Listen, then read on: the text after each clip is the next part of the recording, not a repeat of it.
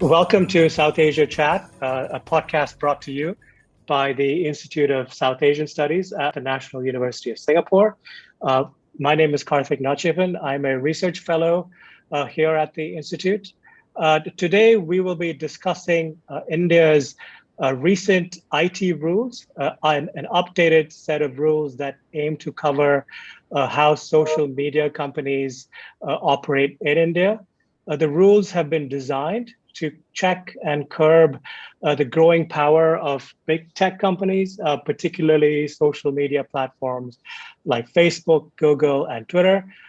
They have also been criticized for giving the government more power over online content and expression. The impact of these rules will start to become clearer as they are implemented and challenged in court. To understand these new IT rules, what they are, what they seek to do, and what their potential impact could be, we are joined by two experts who have deep expertise in the areas that we will cover today, media and journalism. Professor Nalin Mehta is Dean, School of Modern Media at the University of Petroleum and Energy Studies, and Dr. Narayan Lakshman is Associate Editor at The Hindu. I'm also pleased to add that in addition, both Narayan and Nalin are non-resident senior fellows at the Institute of South Asian Studies. Nalin, Narayan, welcome. Thank you. Thanks for having us, Karthik. Thanks very much, Karthik. I want to start with Narayan first. Before we wade into the implications of the IT rules, can you just give us a sense of what they are, who they target, and why they are important? And also, if you can, why was the government compelled to release these rules now?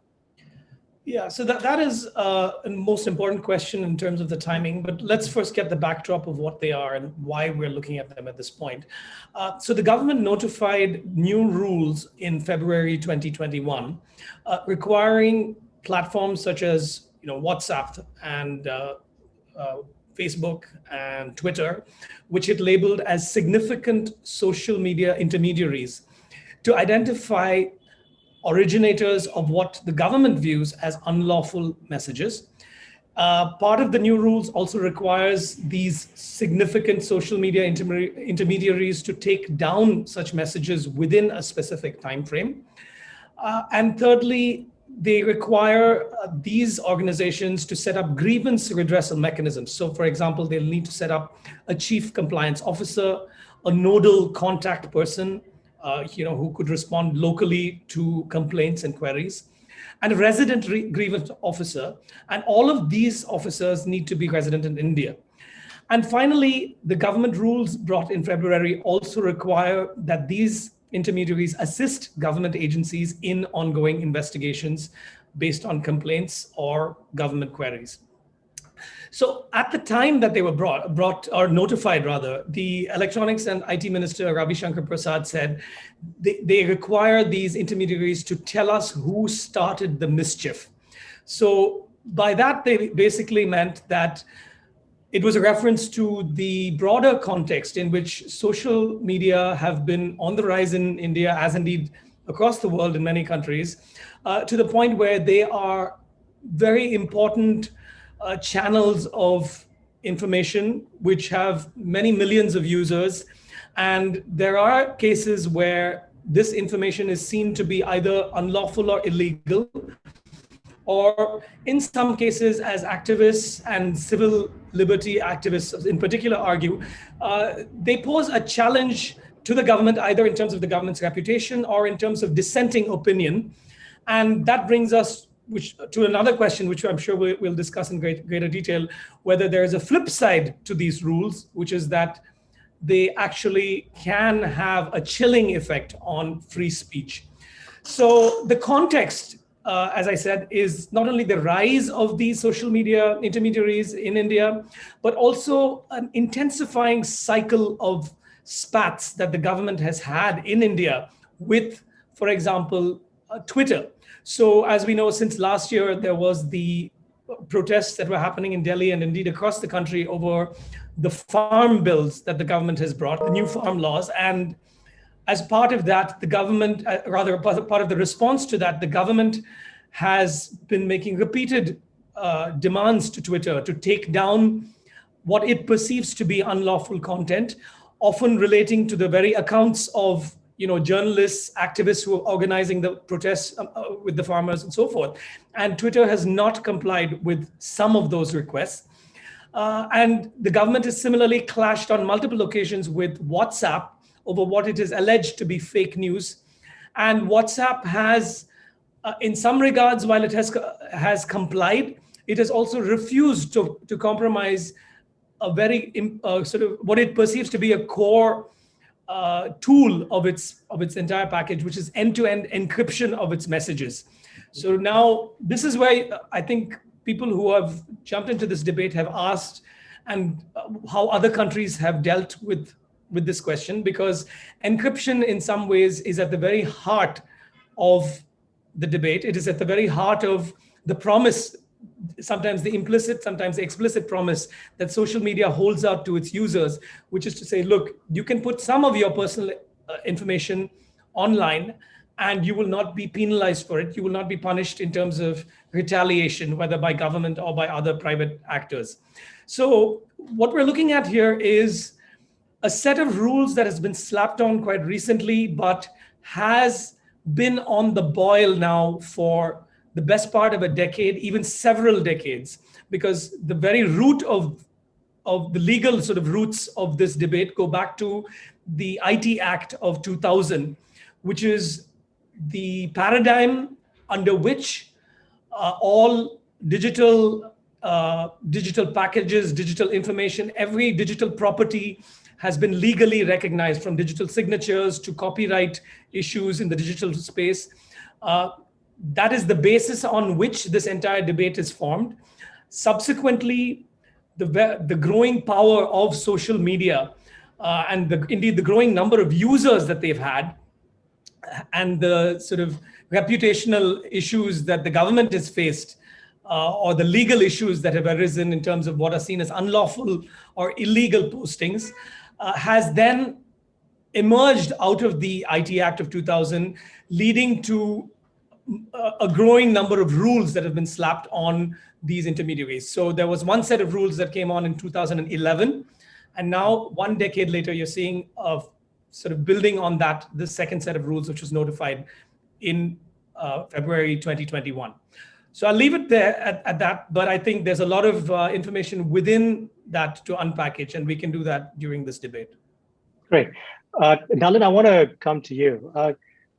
Can you maybe just take a little step back further? I mean, I think what Narayan gave us is a very good contingent understanding of a lot of the events, but maybe take a step back, go up perhaps from the 1990s or so. What has been happening in India's media system, its digital ecosystem, specifically in terms of online news and content, and also the relationship between these online news intermediaries and the government that is now culminated in these new IT rules? Right, Karthik, this entire debate on the new digital media guidelines and digital media ethics code, which came out in February, as Narayan pointed out, this has been framed as a political fight on free speech in the mainstream discourse on it, right? On one side are the people who say that this will be a huge attack on freedom of expression. On the other side, this is about sovereignty, and nationalism comes into the whole thing. But fundamentally, if you take a step back, it reflects a far deeper global debate on big tech and sovereignty, which is happening in all liberal media democracies. India is not, this is part of what is happening in India is a reflection of exactly the same debate that's happening in Australia, the United States, in the EU for the last 4 or 5 years. The details vary a little bit and the sequencing varies a little bit, but it's fundamentally part of that. I think this is the biggest debate on media in the last 100 years in general. And now, why do I say that? One of the reasons why the timing has been questioned by a lot of people is because in February, when the rules were brought out, this was in the context of, just in that month, there'd been a whole thing around the toolkit where the BJP spokesperson Sambit Patra's tweets had been pointed out as manipulated media by Twitter. The government said this is manipulated. This is a sub judice case. WhatsApp at the same time moved the High Court against new IT rules. He called them unconstitutional. Encryption is something that Narayan talked about. WhatsApp, for the moment, has decided to put its encryption rules on hold until a digital privacy law is put out. This is being argued with the Delhi High Court right now. But fundamentally, to take a step back, this is not something which has come out of the blue. This is not a comet from outer space, which wasn't being talked about earlier. The facts are this has been debated very significantly between the government and the industry for at least 3 years now. In fact, as early as December 2018, a consultation paper was put out by the Ministry of Electronics and Information Technology. Draft rules were put out. Public comments were asked for. There were some 170 odd comments that came in from different media houses. I was at that time running Times of India Online. We were all different media groups. We all gave our representations to the government on this, including civil society, including individuals, and so on. There is a backstory to this. This debate has been on for a long while because it was felt that the IT rules, which Narayan mentioned, they were not enough to regulate the new political economic reality of the social media giants as it exists today. And again, saying social media giants is a little bit simplistic because there's far more to it. There's also about digital media news and so on. So I'll come to that. But factually, there have been Supreme Court orders on this. The Supreme Court, for example, in sometime around September 2019, asked for a timeline from the government for completing the process of notifying the new rules. This has been discussed in Parliament. In the Rajya Sabha, there was a calling attention motion on social media and fake news and so on, where the government was asked to notify rules and so on. This was debated. There was an ad hoc committee of the Rajya Sabha, which is the upper house of the Indian Parliament, which later reported in February 2020. And again, the question was about what is the originator of things like pornography and so on. How do you get back to it, which is at the heart of the encryption debate, which is also what the government is used to justify it. So while the timing and the notification of this came exactly around the time when there was a spat happening between WhatsApp and Twitter on Twitter in particular on manipulated media in inverted commas, and WhatsApp on the government saying on encryption, which WhatsApp was refusing. There is a backstory which has been on for 3 years. Everybody in the industry was preparing for this. And this has to be framed within a larger debate in liberal democracies happening in every country in the world. And I'm saying liberal democracies because India, we're not talking about one party autocracies and so on. So that's one. The second thing is that what do the rules do? The rules do 3 or 4 different things. And to your larger question of, in a sense, we are seeing a repeat of what happened when satellite television came in the 1990s. See, television was a state monopoly till the 90s. When satellite television came in, we saw about 7-8 years or about a decade of exactly the same pushes and pulls, which eventually led to a half-baked regulation to regulate television. And then a self-regulatory mechanism was put in sometime around 2008 after the Mumbai terrorist attacks. Actually following the Mumbai terrorist attacks. We are seeing the same debate playing out on steroids now with digital media because the stakes are far more higher. So now there are issues with the regulations. There are several gray areas. There are several question marks. But should you have regulation? That's a fundamental question. I think every liberal democracy in the world has essentially argued that you should have regulation. What the question mark is, what should that regulation do? Is there scope for misuse for political purposes around that? And that's the debate we should have on the specifics of this course. But to say that there should be no regulation, I think is something which no country in the world is debating that right now. Now, what do these rules say? These rules essentially bring in the biggest issue is that with the first is, let's say, intermediaries. Intermediaries are people like WhatsApp, Facebook. Now, what are the numbers? WhatsApp users today in India are roughly 53 crores. YouTube users are 44 crores. Facebook users 41 crores. Instagram users 21 crores. And Twitter is the smallest of the lot, which is about 1.75 crores. What these rules do is that it makes it incumbent on intermediaries to provide a system for complaint redressal. That's one. There becomes an issue of what is called in legal parlance safe harbor. So typically, and this came from American legislation originally, the idea of safe harbor, which is that an intermediary is just a platform. And in that platform, whatever somebody, if you and I on any of these platforms, whatever content we put, the intermediary is not legally liable for the quality of that content, right? Now, what the government has done is that they have said that under these laws, you have to follow the regulation followed in India. And if you do not, then the intermediary status becomes suspect. You cannot follow the laws of the United States in India. You have to follow the laws of India in India. And that's a fundamental issue. Now, what does that mean? And what do they want from this? They have made a distinction between smaller intermediaries who have lesser users and larger intermediaries. And they've defined that if you have more than X million number of users, then you are a larger intermediary. And the larger intermediary has to have a 3-tier grievance redressal mechanism. They have to have a code of ethics of publishers. They have to have a self-regulation architecture. They have to have disclosure of information. So, for example, for the larger intermediaries, they have said you must have a chief compliance officer who's a resident of India who lives in India. It cannot be somebody who lives in Silicon Valley. And you have to have timelines. If somebody complains about some kind of content, let's say in the case of, say, child pornography or in the case of sexual harassment, it can be political as well, which is what has often happened. You have to have a timeline of X number of hours in which that complaint is acknowledged, and that can be automated. You have to have X number of days in which you have to resolve that complaint, either saying it's frivolous or taking action on it.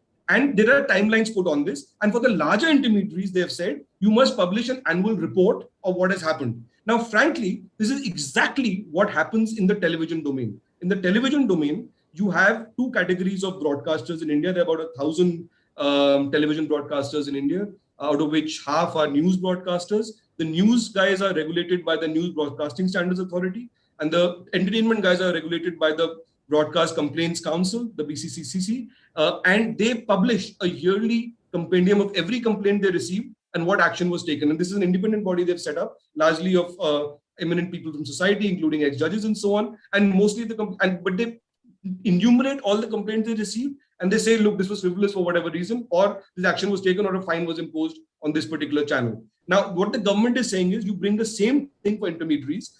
Essentially, what the government is saying is, and I think this is part of the larger debate. If you get aside from the local debate in India between is this an attempt to put freedom of speech and all of that, fundamentally, all of these platforms are profit-earning platforms. They are not in it for social good necessarily.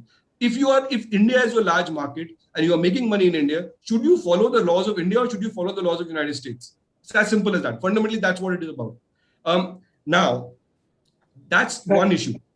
The second is what happens to news. And that's a much deeper, much more complicated thing beyond the social media. So I'll stop there and we can take this further. I want to come back to that news element later. But before we go there, I want to just quickly ask you that the government is claiming that these new rules, social media and related online content, the platforms will be able to self-regulate themselves, right? What does that mean in this context? I think that if they were able to self-regulate themselves, they would be doing so already, right? But clearly, there's a gap somewhere that's not happening. So, what does that mean? So what that means, Karthik, is that, again, I'll give you the example of television. So self-regulation has always been a mixed bag, right? And that's inherent in the question you asked. But in the case of television, not so in print, because print was already legislated in India by various acts, and there's a press council that already exists. In the case of television, what they did with self-regulation was they set up independent bodies, and the government recognized them as quasi-legal bodies. They were set up by getting people from outside the media platforms, or a combination of people who are within platforms and outside, who, including judges, who were supposed to provide compliance. Now, in this case, now the point is the self-regulation only worked when there was a stick that either you self-regulate or we will step in which case you will run the risk of throwing the baby out with the bathwater. In the case of television, this happened. Television existed without self-regulation legally until 2008, satellite television. But when there were questions asked about the television coverage of the Mumbai riots, for example, live coverage happened of the commandos jumping onto the hotel where the terrorists were. There were lots of questions asked. That's when the industry decided to self-regulate. What does this mean for OTT now? It means, one, you set up a code of ethics for online news, OTT platform, and digital media, which industry signs off to as industry bodies. One.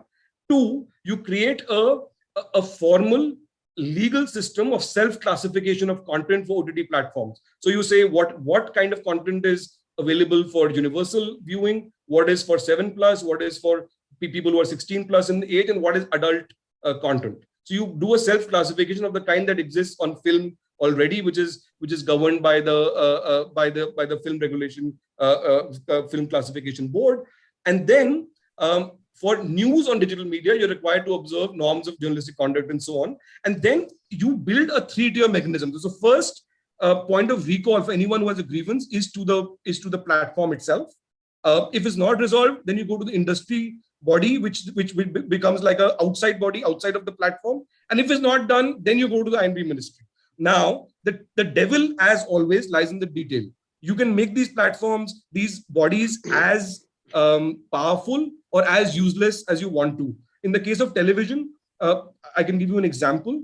The self-regulation has worked much better in the case of entertainment programming. In the case of news programming, it has not worked very well. And that's really a function of whether you make it mandatory and whether you make... The problem with self-regulation on television was it wasn't made compulsory for everyone to join it. So what it meant was, if I'm a broadcaster, I join the body and the body gives a decision against me, I just walk out. And nobody can do anything to me about it. If the body has regulatory teeth to take action against me and it's compulsory, then it's meaningful. And those are things that have to be worked out in the nitty-gritty. That nitty-gritty has not been worked out on television in detail. And certainly, this is all a big question mark for digital right now. Narayan, the government also insists that these new rules will, and I quote here, level the playing field, that online content will be regulated in the same way as Nalin mentioned, like newspapers, television, and film. Former IT Minister Ravi Shankar Prasad even went as far as calling these rules progressive and liberal, and they will hold these social media platforms accountable. But several newspapers, including yours, The Hindu, have been quite openly critical of this stance. The Editors Guild have also criticized these new rules. What's your take on this? Is the government being disingenuous? Well, that's an important question, Karthik. And I think, regarding our own view on this, firstly, we have highlighted both sides of the debate. Firstly, it's, as I think even Nalin mentioned, it's part of a much broader debate that not only goes further back in time in India, but also, is a global debate indeed. And across liberal democracies, different governments, different civil societies have come up with different answers, as Nalin said, again, to the details about how they are going to regulate these entities. So I think, firstly, let me highlight both sides. So in terms of the critique that we brought to the table regarding the latest rules, we have had concerns that we've highlighted regarding forcing especially digital news publishers to adhere to this 3-tier structure of regulation, principally because there is a government committee at the apex. So I think, this is again a long-standing debate. Freedom of the press and freedom of expression in India, having a free press is important to democracy and to democratic processes. And when you have a government authority that, as an escalation matrix, for complaints is sitting at the very top and adjudicating, that potentially has a chilling effect on free speech. So the second issue that we've been looking at is what is the concept of traceability. So especially in the context of WhatsApp, which advertises and indeed offers end-to-end encryption of messages between users. The government in the latest regulations uses the phrase security of the state as a justification for kind of jumping over the hurdle of traceability. That is to demand traceability of messages, that is to identify the originators of these messages.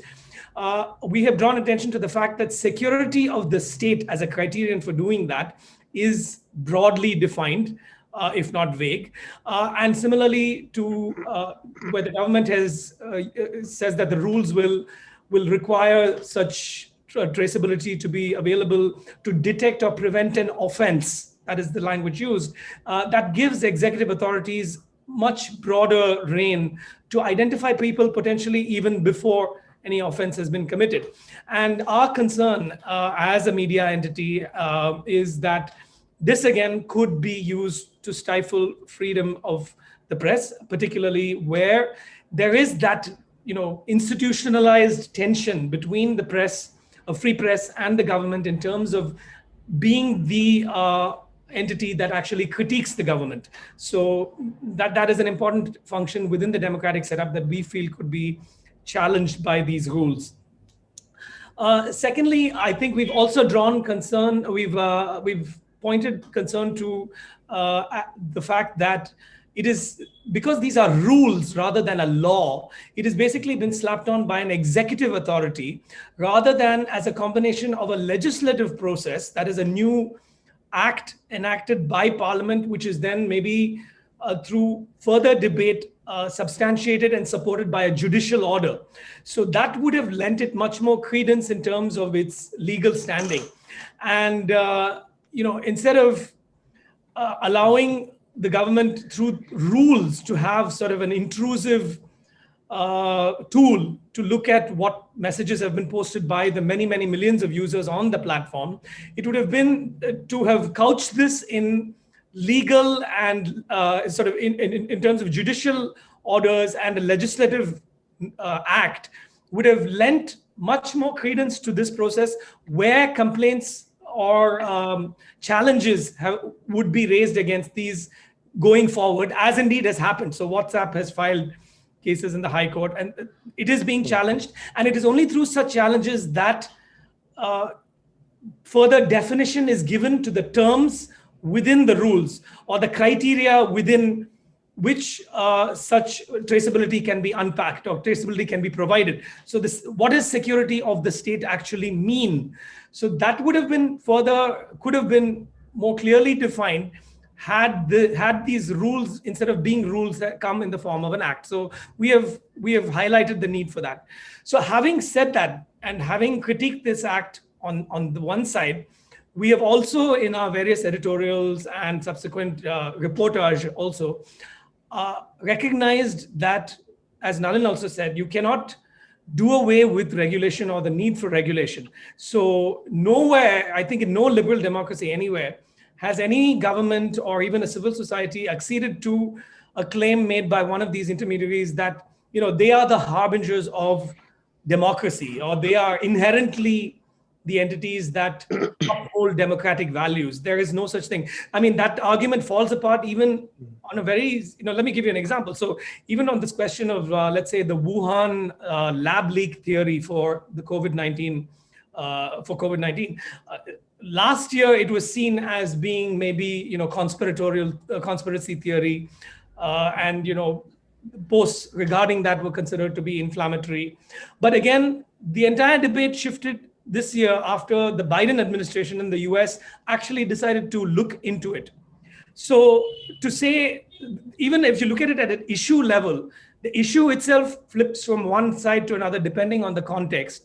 And therefore, to prop up a social media entity's view on it as the final adjudicated view is completely naive and frankly inconsistent with democratic understanding.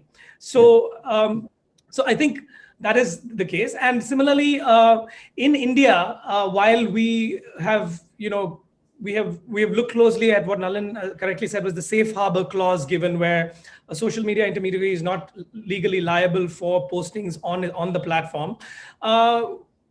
There are distinctions between the way India has to deal with this issue versus, let's say, the US. So the Edward Snowden episode, the saga, revealed that, under US law, these social media entities actually have inbuilt, backdoor entries, even, the likes of Google and so on, where the United States the NSA can actually can look at signals data coming out of it, and has means to to identify where there is, let's say, a terrorist threat originating.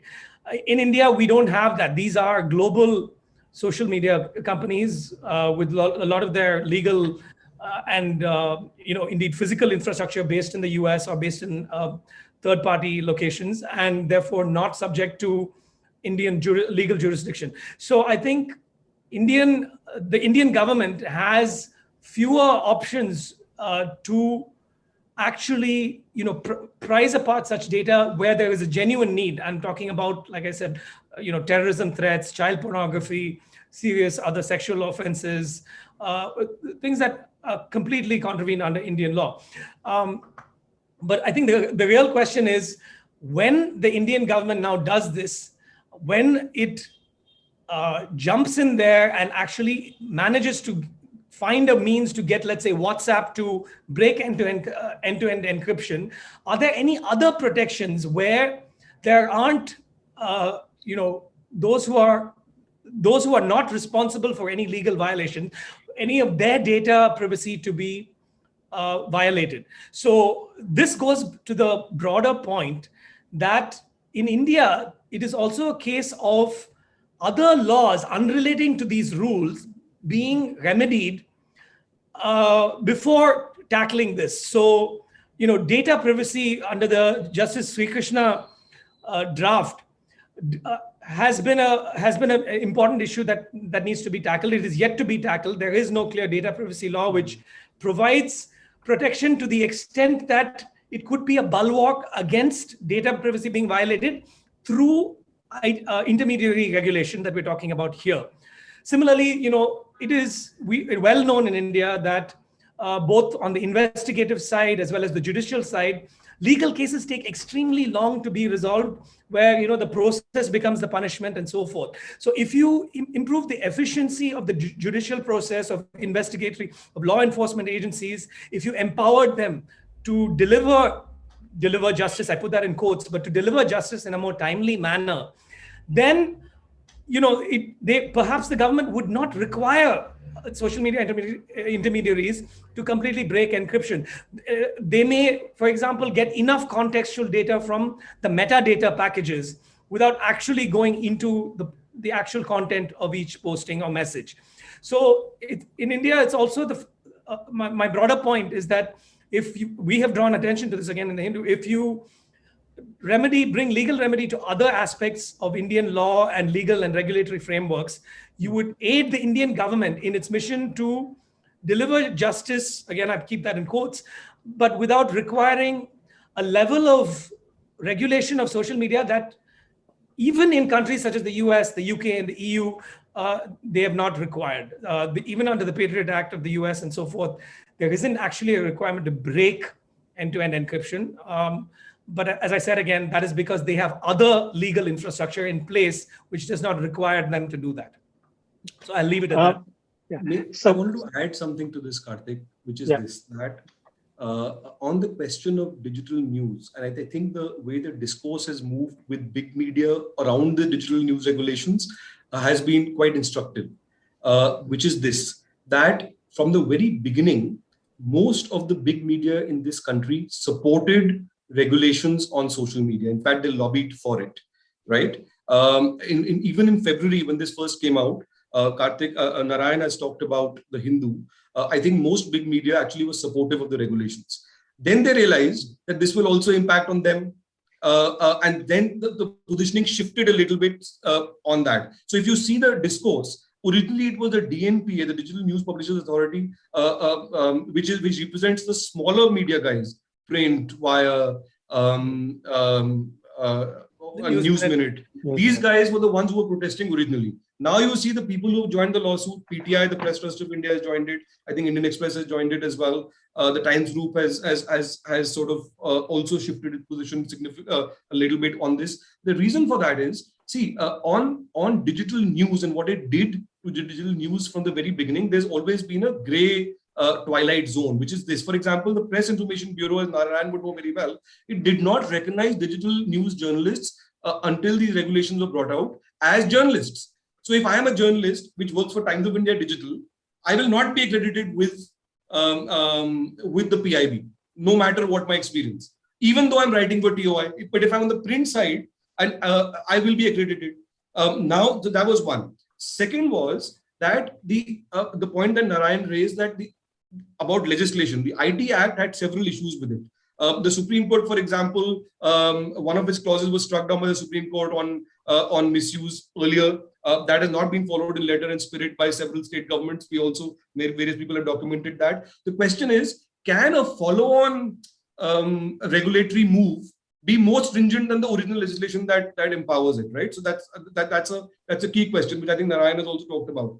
The point I want to make is, so one, there are three strands to this debate. The first is what happens to the traditional media vis-a-vis the new media in the space of news. So there, I think the big media has now moved its positioning a little bit. Second is, what is the definition of news? Should Facebook and Twitter and platforms like Instagram, do they get covered under news or not? And I think that's a very important ideational debate, because Trump, for example, when he was banned from Twitter, whether you like Trump or not, that's an editorial call to ban a person. When the Facebook, for example, flags RT, Russia Today, as a government-owned media channel, it does not do so for Voice of America. Why? Voice of America is also funded by the state. The Voice of America has many political appointees, especially under the Trump regime, under the Trump administration. So there are lots of slippages in this. For example, you have community guidelines put up by Twitter and Facebook in various places. Those community guidelines, when I was running Times of India Digital, every second day, or actually literally every day, we would get into dispute where they would flag several of our content pieces saying this violates our guidelines. I'll give you an example. There's a Naxalite bomb blast in Maharashtra. We have not put anything which is objectionable. We have morphed the pictures. They will say this upsets our community. Who are you to decide here? If you are saying this upsets your community, then you're acting like an editor. Then you're acting like a gatekeeper. And if you are acting like an editor and you're not a platform, should you not be governed by the laws of journalism? It's as simple as that. So there is a lot of hypocrisy and slippage between what the big tech says on being intermediary versus control and what they actually do. In fact, Narayan would know, every media organization in India, a significant amount of their content is often flagged by the big tech guys as violating their policy. That policy by nature is subjective. It's as simple as that. It's not some bot who's doing it on an automatic basis. So that's one. The final point is that, and this is something that the government has raised. When you had the attack on Capitol Hill in Washington, very quickly a lot of stuff was done by the big tech guys. When you have something on Red Fort, now we can have differing views based on our political positioning, whether you're for the farmer protest or against it or agnostic to it. When fundamentally, if there is something happening on a national symbol, shouldn't the same yardstick be used, whatever your politics? But the same yardstick was not used by big tech on Red Fort vis-a-vis Capitol Hill. So then you're taking subjective calls. Then you're getting into the area of what editors and journalists do, and they should be free to do whatever position they take. For example, even within journalism, if you plot on a continuum between the Hindu and TOI and say the Republic, there is a continuum of positioning, no? Whether you're left of center, centrist, right of center. Big tech often takes these positions in terms of flagging thing. So they are not some neutral players in this. Let's be clear about it. Finally, and this is something which Ravi Shankar Prasad, who's now no more the IT minister now, he did point out. In the case of the Red Fort, for example, when Singapore raised a question on some content, within 2 hours, the thing was taken off air. When India raises it, why do you take 1.5 weeks to respond? You can question whether India was right in raising that complaint or not. But you can't have different yardsticks for complaining to different people on several things. No, it's as simple as that. So now the devil is, when you bring in these regulations, are you making it worse than what it already was? Or have you built in enough safeguards to make sure that it is not some subterfuge to bring state capture of this thing? So I think that's what the debate should be, and that's what is the nitty-gritty that we really have to debate about. So I want to get to a couple of points that both of you raised. The first is, how is this going to affect journalism on the ground? Right? From the way I see it, as Narayan mentioned, the rules stand to dent in encryption. Platforms and services will probably have to compromise on that, which also poses numerous problems in terms of loss of privacy, data breaches, which are more problematic since we do not have a legislation or a framework for that right now. And news platforms like The Wire or the News Minute will probably suffer more from these new regulations than the bigger news players like the Hindu and the Indian Express. So how is it going to affect journalism on the ground? Narayan first. Yeah. So you're absolutely right, Karthik, to look at the smaller media organizations with a little greater concern. Indeed, with them, their financial model itself has been one that has had challenges over the years, in the sense that online revenues from advertising and so forth have not really reached the level where they have in the West, where media organizations have entirely pivoted from print to online to survive, and indeed some of them, like the New York Times, to really make a workable financial model out of it.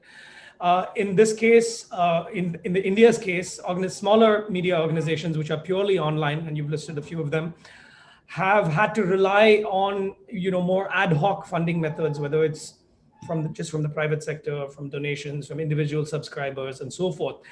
And their survival is not yet clear in the digital decades of the 21st century. And that is the further context to that is also that, yes, some of them, you can look at, for example, The Wire, have been quite on the front foot in terms of being willing to take on criticism, being willing to criticize public policy, to take on specific governments, whether state or center. And that has not helped with their advertising revenue either, in the sort of response matrix that you'd have there. So in the context of these rules, to have that 3-level grievance procedure and sort of the compliance requirements that come with it, and like Nalin said, it's all about the details. It will entail a lot of the paperwork. It may entail further, recruitment of staff in those roles. It can be a make or break blow over time. I'm not saying there's no news that we've had so far that this has happened, because firstly, these rules are, they're gathering momentum now, and it remains to be seen how much they will impact such organizations. But at the same time, one can visualize a situation where, whether on the left or the right, it is possible for users, or even indeed, collective actors who are using, let's say, what you call toolkit activism, to overwhelm a certain organization. So, if I have, several thousands of people bombarding a grievance officer at one such organization within a day, you could completely debilitate the mechanism, and you could bring them to their knees. It could be genuine complaints, but you could also have situations of spurious complaints, which can target these organizations. So yes, I think the question that you raised of impact on journalism by these digital news players, it's quite a real one. It is not yet manifested, and as I said, but there is a risk of that going forward. I think for the broader picture, which includes not only digital news providers, but even larger players such as ourselves at the Hindu, encryption, as we know, is often vital to protecting sources, and they're critical to substantive journalism, especially when we're trying to carry out our investigative and truth-telling functions, where you often rely on sources which have proximity to the government, or you have whistleblowers, and you require that level of protection to be provided to sources in order to bring a realistic measure of truth to the table, in the sense of information that runs contrary to the narrative that has been put out by state authorities.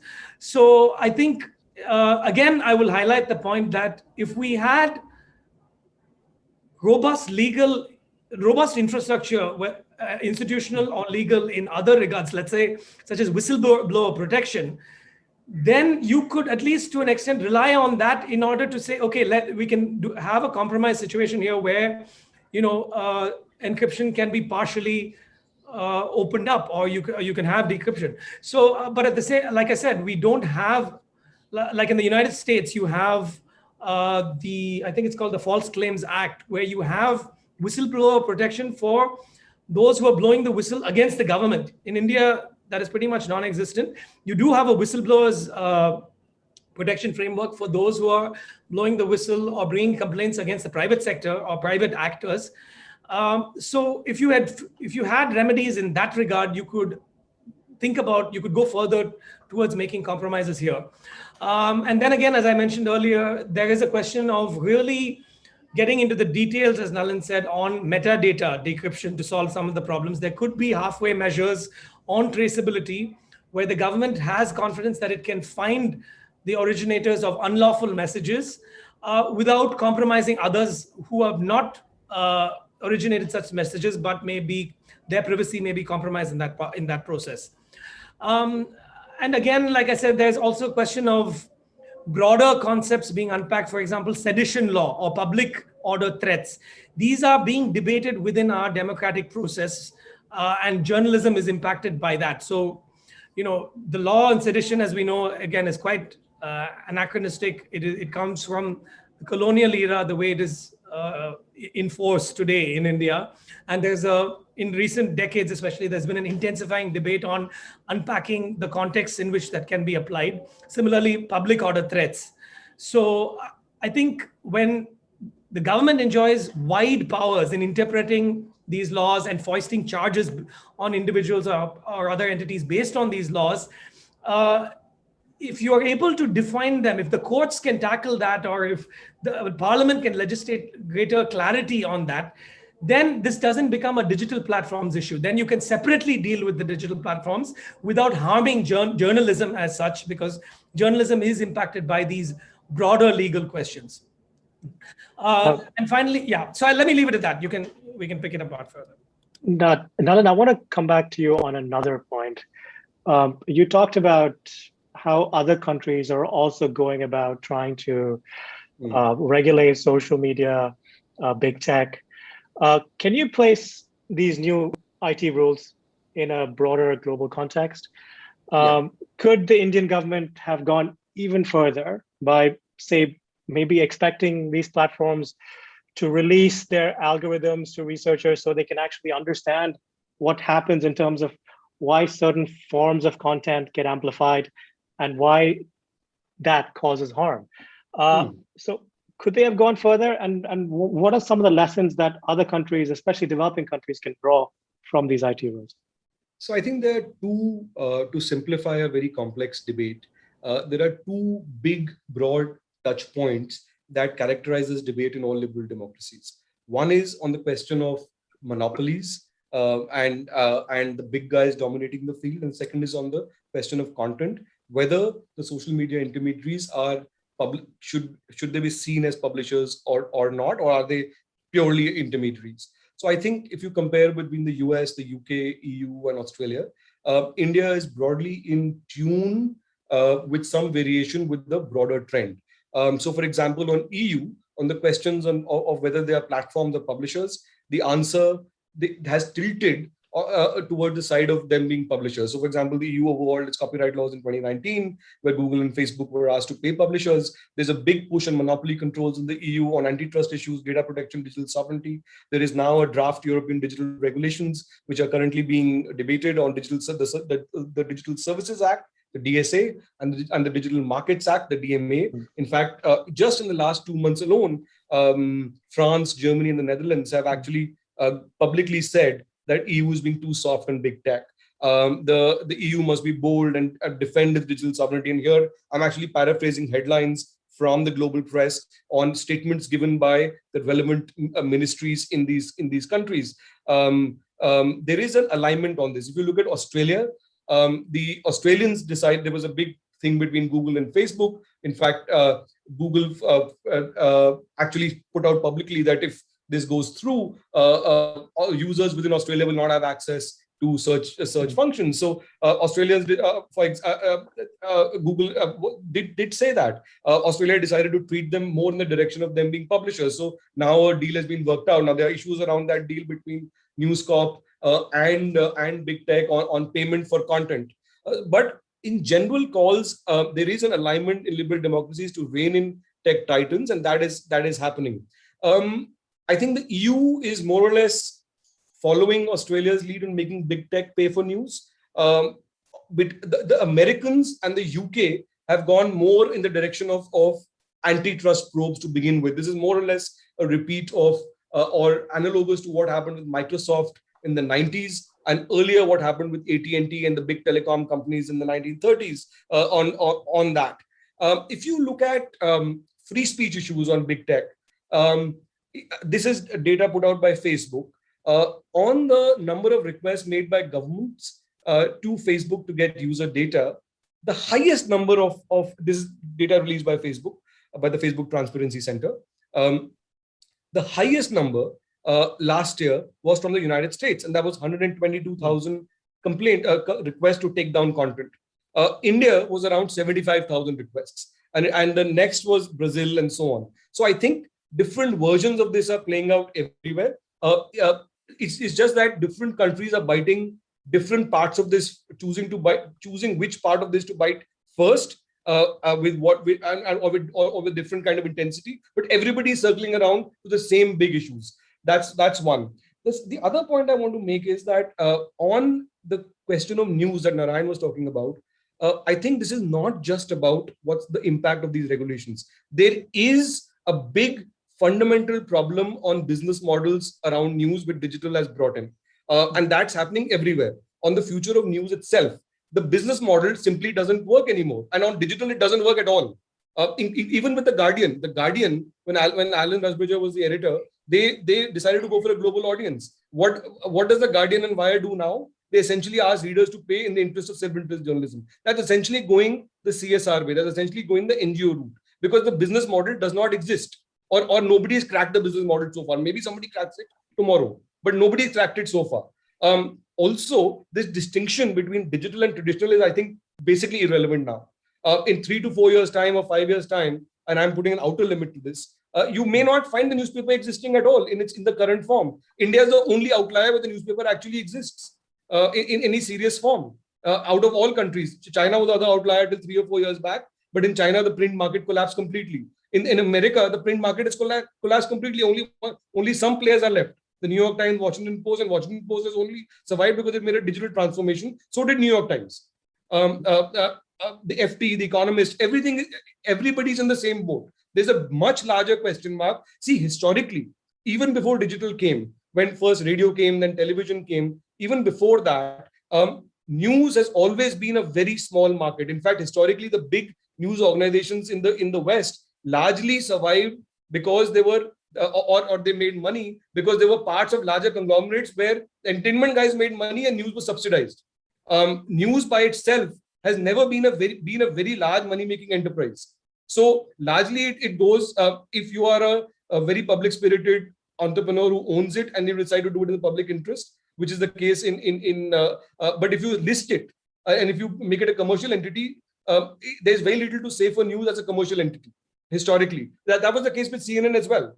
CNN was part of a much larger conglomerate. Fox News was part of the News Corp empire. So there's that category, and then there's a public broadcaster. The BBC has always been around because it's funded by by a license fee for every person who buys a TV set. Even that's going away now. So Al Jazeera is funded because the Qatar royal family decides to fund it. So there is a much larger question mark on the future of news on this digital versus print or traditional media, let's say traditional media, television, so on. That's completely merging. Television is completely turning into OTT now. So I think the news media regulations add one more element to a much larger thing. To your other question on whether it's a wire and print and so on, yes, the small guys will always find it far more difficult to comply. It's unlikely they'll be able to comply because they're just too small. So just like in the larger digital space where it's the internet was always seen as a profusion of everybody, there were these multiple flowers that bloom. But eventually the internet economy is going toward the big guys. And that's what the bigger debate is.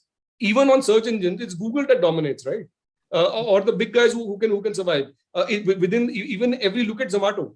It's the big guys who have the money to spend. The same thing is happening in edtech, and the same thing is happening in the media now. You're going back to the future in some ways. One final question, and I want to go to Nalin first and then come to Narayan. What is the future of the internet in India? Right.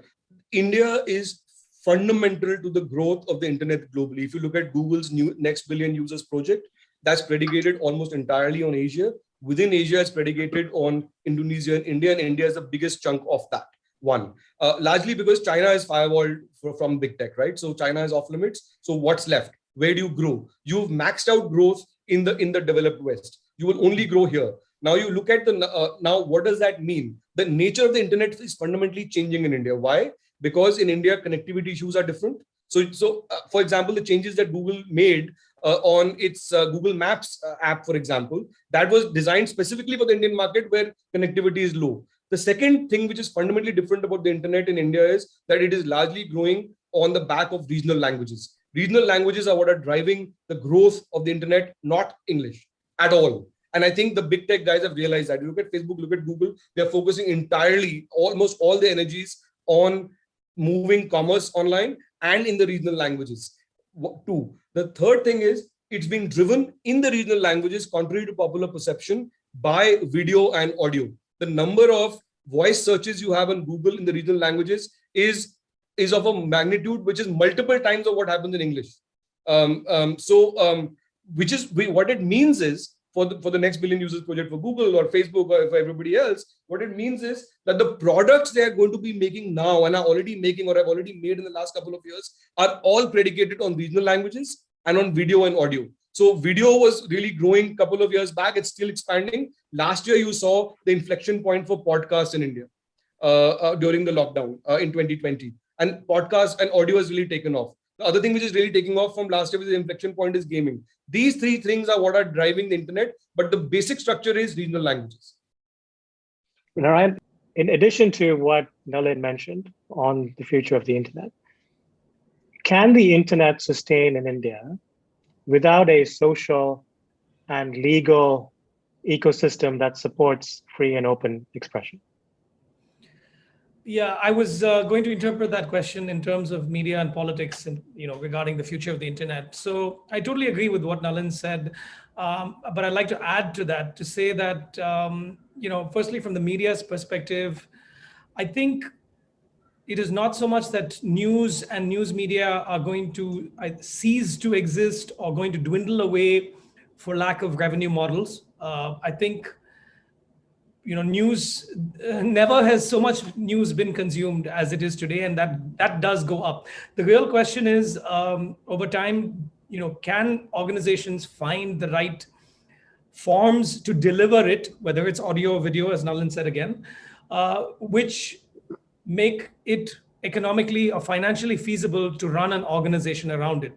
Now, I think the observation that the New York Times and the Washington Post and others have pivoted towards digital transformation and reinvented their newsrooms and reinvented the way they deliver news and the devices on which they deliver news, that has made them survive. That is a correct, absolutely, factually right observation. I think many Indian news organizations, including us at The Hindu, are in the process of doing that.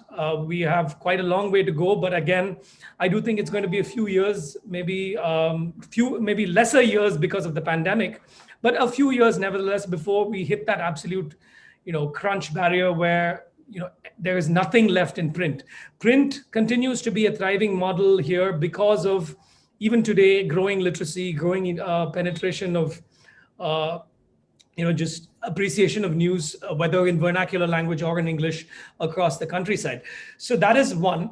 The second, regarding the future of the internet, which you asked me about in terms of having the requisite institutional frameworks to support it, I think much more than the West, the very tenets of democracy and the role of dissent in democracy continue to be debated in India today. We are in a situation where for at least two general elections now, you've had what a lot of people have observed to be the reduced power of the opposition parties in parliament.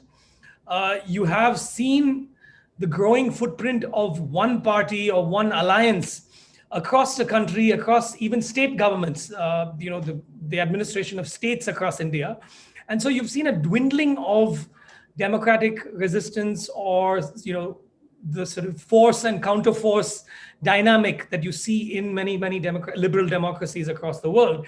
And so in such a context, I think the debate around the internet's future, including questions such as what we've discussed today, rules governing the operation of social media intermediaries, that gains a very different color to, let's say, the West, where you have a very, very deep and sophisticated institutionalization of legal mechanisms, like whether we're talking about whistleblower protections, whether we're talking about judicial institutions that deliver justice in a timely manner. Those institutions are already strong in these other countries, whereas in India, they are not. Therefore, I think this will be a much more contested debate in terms of, should we be allowing the government such a broad mandate to regulate both social media intermediaries, but much more importantly, bring, or rather I would even say drag, digital news providers under the same umbrella? Or should you try and separate them? And in line with the question that Nalin raised, should you be providing different regulatory cover for these two types of entities? And I'm not underplaying the complexity of these questions, because as again Nalin said, social media intermediaries are themselves, in some regards, news providers. They channel enormous quantities of news, to the point where there are real questions today about whether they should be funding news content providers such as newspapers and digital news providers. So this is a very contested question. And as a member of the media, I very much hope that it continues to be contested. What I will really worry about is if there are black and white answers being provided and the debate suddenly tips just one way. So to me, the fact that WhatsApp and Facebook have filed cases, in addition to numerous, civil liberty activists, they have filed cases. There's in fact an enormous number of cases around the latest rules which are working their way through the courts today, which we've not had the opportunity maybe to touch upon the details of in this conversation, but it's pretty much there for anyone who wants to dig up online and find out. But it is that sort of active debate, which will shape the future of the internet in India, which will shape not the future of the internet, but the future of regulation. Because as I said, the lines are blurring between what is a news organization, what is a social media entity, and how much power should a government, which has very little parliamentary opposition today, how much leeway should such a government have in regulating all of these entities under a single umbrella? We could have definitely gone on and spoken a lot more on these issues. But thank you again, Nalin and Narayan. You've been listening to another episode of South Asia Chat, a podcast brought to you by the Institute of South Asian Studies at the National University of Singapore. To know more about our work, please visit us at isas.nus.edu.sg. And you can also reach us at Facebook, Twitter, and LinkedIn.